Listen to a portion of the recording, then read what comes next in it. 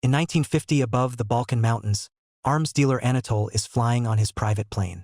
Suddenly he hears a noise, and when he turns around, his assistant blows up and causes a hole in the wall. The plane starts going down, so Anatol rushes to the cockpit and gives the pilot some tips on what to do. When a plane engine catches fire, the pilot freaks out and yells at Anatol because he ignored his warnings when he told him not to fly today. If they survive, the pilot will report him to the aviation authority. Anatol decides to fire him and ejects the pilot's seat before taking over the plane. Moments later, the plane crashes in a cornfield and Anatol's death appears on the news. Anatol's soul is now in the afterlife next to his grandmother, who doesn't seem to know him. A divine court discusses whether Anatol is worthy of heaven before he wakes up in the plane wreckage, severely wounded but still alive. He crosses the cornfield and interrupts a reporter who is currently interviewing the pilot on TV. So now all the newspapers have to announce that he's alive. Later, in his mansion, Anatol is taken care of by a whole team of nurses. Meanwhile, a secret organization led by Excalibur discusses Anatol, who is wanted for tax evasion, profiteering, price fixing, and bribery. They all agree it's time to bring down Anatol once and for all. Once Anatol is feeling better, he arranges a meeting with his only daughter Liesel, who happens to be a nun. He announces that she's made her the sole heir of his fortune instead of any of her 9 brothers. Anatol has always ignored his blood sons and instead has adopted orphan children, who are currently watching from the balcony. Liesel hasn't seen her father in 6 years, so she's suspicious of this sudden decision. He explains he wants her to avenge him if his enemies end up killing him. Then he shows her a bunch of boxes. They're his latest and most important project, called the Phoenician Scheme. Liesel interrupts his explanation to ask about her mother because she's heard that Anatol killed her. In fact, they say that he's murdered all his wives. Anatol denies it all and says he's never killed anyone. He also swears that he was very fond of Liesel's mother. This doesn't explain why he abandoned Liesel at a convent when she was 5. Ignoring his daughter's concerns, Anatol continues to explain what each of the boxes contains. There are plans for a dam, a canal, a tunnel, a massive workforce, negotiations with barons and shipping, mining and railroads, and lastly agreements with business titans like banking, real estate, and black markets. Basically, he plans to take over other businesses in Phoenicia by using slave labor. They're interrupted by one of the boys shooting an arrow on fire that falls on a box. The butler immediately puts it out and Anatol leaves the room to take care of his unruly sons. Then Liesel notices that her father's new assistant Bjorn is nearby saying hi. When Anatol comes back, Liesel asks what's in the last box. Anatol says that's the gap, and they'll talk about that one later. He wants Liesel to drop out of church and help him, but she's still wary of him. Then they have lunch with Bjorn and Anatol puts him through a polygraph test to make sure he isn't an undercover spy. For the next few days, Anatol keeps opening his contraband while Liesel analyzes the contents of the boxes, noticing how unethical and horrifying the whole plan is. However, she also wonders if she should do it just to receive his fortune, which she could use to help people in the future. Bjorn starts tutoring the boys and Liesel notices that none of them are receiving family affection. One morning Anatol tells Liesel that her mother didn't self-delete like the official ruling said. She indeed was murdered, and he theorizes that his half-brother Nubar did it. The brothers hate each other, yet they still do business together, and Nubar is even part of one of the box plans. Liesel wants to get close to her uncle to bring him to justice, so she agrees to sign the deal with her father and join his plan. Meanwhile, Excalibur makes a presentation about the bashable rivet, which is used in most engineering projects. It's usually sold at 10 for a nickel, so he plans to raise that price significantly to mess with Anatol's plans.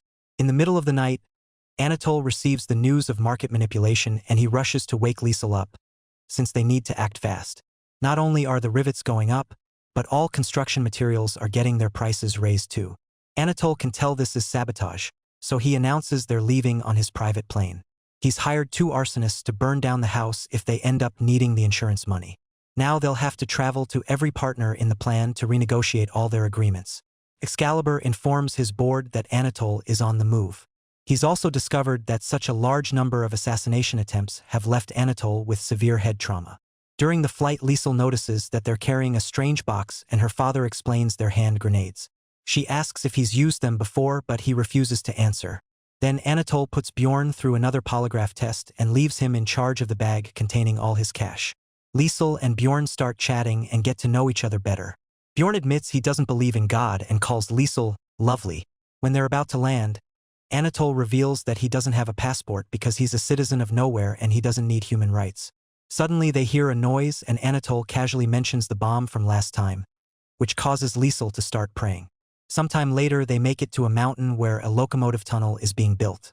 While they watch the project, Anatole tells Liesel that he never lost interest in her. It turns out all these years his people have been spying on her and reporting her life progress. At that moment, a group of assassins arrives on camels and Anatole tells his driver to get the grenades from the car while Liesel reveals she has a knife. However, the driver is immediately shot down. Before the rest of the group can be shot too, Prince Farouk and his bodyguard arrive with open fire to scare the assassins away.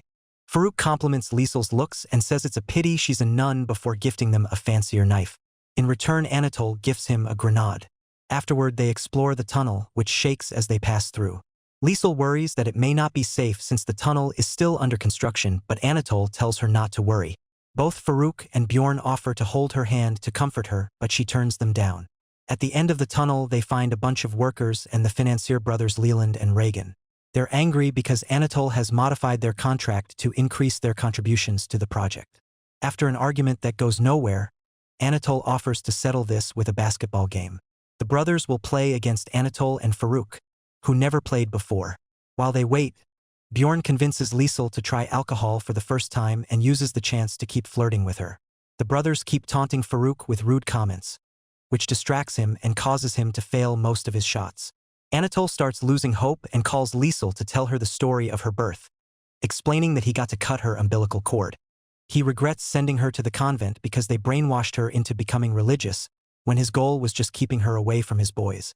He also reveals that she's named after his grandmother and that she was the only child he ever wanted to take care of, but it wasn't possible. Then Anatole challenges the brothers to one last shot. If Farouk succeeds, they can use the original contract, but the brothers will have to cover 10% of the gap. If he misses, Anatole will give the brothers all the money he's brought with him. The brothers agree to the deal and Liesel prays for Farouk, who thankfully manages to land the shot. Later, Anatole has another vision of the afterlife where he brings a deer carcass to his 3 wives. When he cuts the animal open, lots of coins spill out. One of the wives announces that Liesel isn't his daughter. At that moment, Anatole wakes up in his plane and tells Liesel that she has his eyes. She looks at a picture of her uncle and notices she has his eyes too. The phone rings with a call from Bob, one of the project's business partners. Anatole tells him that the brothers agreed to cover the whole gap. Liesel scolds him for lying, but Anatole says that he's just doing a strategy. Suddenly, Bjorn finds a bomb that will blow up in 18 minutes, and Anatole tells him to ignore it because they'll land in 10. That night, the group visits Bob's club and Anatole gifts him a hand grenade while Liesel gets to drink again. While they dine, Bob receives an anonymous letter trying to blackmail him into covering the rest of the gap. Bob recognizes Anatole's handwriting and an argument ensues, during which Anatole admits that the brothers and Farouk agreed to take only a small percentage of the gap. Their argument is interrupted when a guerrilla unit led by Sergio bursts into the club and opens fire, intending to rob the place and the clients. Bob comes out to confront them and the soldiers try to shoot him, but Anatole acts as a shield and takes the bullet instead. Thankfully, it doesn't kill him because some papers in his pocket slowed it down. Anatole makes Bob remove the bullet and asks him to keep it, so an impressed Bob agrees to cover part of the gap. Sometime later, the group boards a ship to meet with Captain Marty, who is also part of Anatole's plan. Marty knows about the gap and says he won't cover it, but Anatole swears he's just there for a symbolic meeting and gives him a hand grenade. Suddenly, Anatole passes out because of blood loss and he has another vision of the afterlife. This time, there's a child version of Liesel telling the court about the terrifying night of her mother's death and how her father just told her that she wouldn't live there anymore. Anatole realizes he's on trial and his hands are in shackles before waking up. A sailor is using a machine to do a blood transfusion between Marty and Anatole, who starts telling Liesel new details about her mother. It turns out she had many lovers, including Anatole's brother Nubar, which made Anatole very angry. He wrote a letter to Nubar pretending to be his wife to break up with him, saying she got together with the secretary. Anatole thinks this caused Nubar to kill them both. When Liesel asks her father if he loved her mother, he admits he didn't and only was fond of her, so Liesel slaps him. Anatole apologizes and is shocked to hear that Liesel easily forgives him, claiming she always expected the worst from him. Afterward, Anatole gives Marty his new proposal, but the captain throws it out the window. An argument ensues, so Anatole takes out a grenade and pulls the pin out. The group ends up laughing at the ridiculous situation and Marty agrees to pay part of the gap too. Meanwhile, Excalibur receives another report on Anatole's movements. confirming that there's a spy passing the information. Sometime later, Anatole meets with the next business partner, his second cousin Hilda.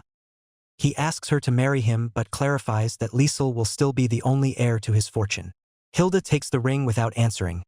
Then she tells Liesel the story of how her grandfather and Anatole's had a dumb argument that broke the family. No matter how much Anatole begs, Hilda refuses to help pay the gap. Liesel asks her if she knows who killed her mother or if Nubar is her father, but Hilda only knows the rumors. Later on the plane, Anatole opens a letter with an emergency directive and learns that a parliamentary motion has been passed just to stop him. He needs to be home with a notary by noon tomorrow or he'll be sent to prison. While Anatole goes to ask the pilot for a change of route, Liesel hears Bjorn tapping his fingers and realizes it's Morse code. Their conversation is interrupted by Anatole turning on the emergency alarm. It turns out the pilot has been poisoned and now Anatole is in charge of the plane. After the pilot is ejected on his seat, a fighter jet appears near them. The jet opens fire and damages the plane, which ends up crashing in a forest. The whole group survives, but Bjorn's bag breaks and spreads all his fake passwords, which confirm he's Excalibur's spy. After changing his mannerisms from awkward nerd to cool agent, Bjorn explains he doesn't care about Anatole and he was just following orders. Anatole tries to attack him, but Bjorn is trained and easily overpowers him. An ashamed Anatole walks away while Bjorn says he's willing to change sides because he's fallen for Liesel. Suddenly Anatole screams and the duo finds him deep in quicksand. Anatole asks them not to help him because he wants to save himself, but Bjorn volunteers anyway and Liesel kisses him. After tying a vine around his body, Bjorn jumps into the quicksand. Anatole passes out and has another afterlife vision, in which he asks God to be cool with slavery. When he wakes up, he discovers Bjorn has saved him. Anatole wonders how Bjorn passed the polygraph test, so Bjorn explains he was trained to trick it, which is pretty easy. The trio decides to spend the night inside the crashed train and bond over sad stories of their pathetic childhoods. Liesel announces she doesn't want to work with her dad anymore and wants to go back to the church instead. Suddenly someone knocks on the door. It's Sergio and his team who take the trio away in their plane. When they arrive home, the Mother Superior is already there. She tells Liesel that she wasn't destined for the religious life and dismisses her from the convent. Anatole thanks her by donating some money for church repairs. He also tells her about his visions and wonders if he should be baptized to get a better afterlife. Then he takes Liesel to a safe and makes her take a box left by his father's notary. Anatole never learned what's inside and Liesel promises to open it later. During dinner, Anatole explains that the other investors will meet at the Desert Palace Hotel for the presentation of the Phoenician Scheme, so he has to get a new plan going. This starts with Anatole marrying Hilda and getting baptized so he can officially be Catholic. He hopes that this plus baptizing all his boys will convince the Pope to invest too. Next he makes Bjorn introduce him to Excalibur and Anatole swears on his face that he won't let him win. Later at the hotel, Anatole, Liesel, Bjorn, and Sergio are in the elevator. Anatole recognizes the operator as an assassin and everyone gets their weapons ready, only for the man to self-delete with poison. Before entering the office, Anatole asks Liesel to let him adopt her if she turns out not to be his daughter, and she says yes. Then they finally meet with Nubar, who turns down Anatole's grenade because he has one already. Nubar explains that Liesel's mother did have an affair with the secretary and that's probably Liesel's real father, but he denies killing her. An argument ensues between the brothers and Anatole uses the polygraph to prove he didn't kill any of his wives. Liesel opens the box from the safe and finds various things from different members of the family, like pictures, letters, poison gas capsules, her grandfather's ashes, and a key. Then Nubar announces he's quitting the project and only came to the hotel out of curiosity. In the elevator, Anatole tells Liesel and Bjorn that he'll give up all his remaining money to cover the gap and even agrees to pay the slaves, hoping this will give his life meaning. Liesel is proud of him because she doesn't need a fortune. Anatole announces this during the meeting and is heard by Excalibur through a hidden mic. All the investors sign the paperwork and Anatole shows them a diorama of the project. He's suddenly interrupted by a servant who tells him Nubar is looking for him. So Anatole leaves the meeting. In another room, Nubar tells his brother that he's changed his mind and wants to do it himself. Anatole thinks he means the business deal. However, Nubar reveals he's the one who sent the assassins after him before trying to choke Anatole. A fight begins and in the struggle the brothers fall downstairs. They hit each other with any object they find around and Anatole ends up rolling down the stairs again. Nubar uses the chance to throw one of the poison gas capsules from the box, but it bounces off Anatole's forehead without breaking. Anatole catches it and throws it at his brother before running away. Afterward, Anatole returns to the meeting room, only to find Nubar appearing on the diorama. He gets ready to throw a grenade, but Anatole asks him to communicate. Nubar sees flashes of his family and ends up using the grenade to self-delete, which also destroys the diorama. One last afterlife vision shows Anatole and Liesel putting the ashes back in the safe.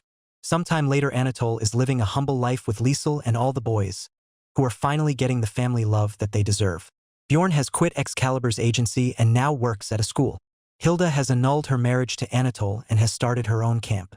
Anatole has opened a restaurant and Liesel helps him as a waitress. When Hilda returns the ring, Bjorn uses it to propose to Liesel. After a long day of work, Anatole and Liesel enjoy their time together playing cards. Liesel hopes that the Phoenician scheme at least provides people with honest work.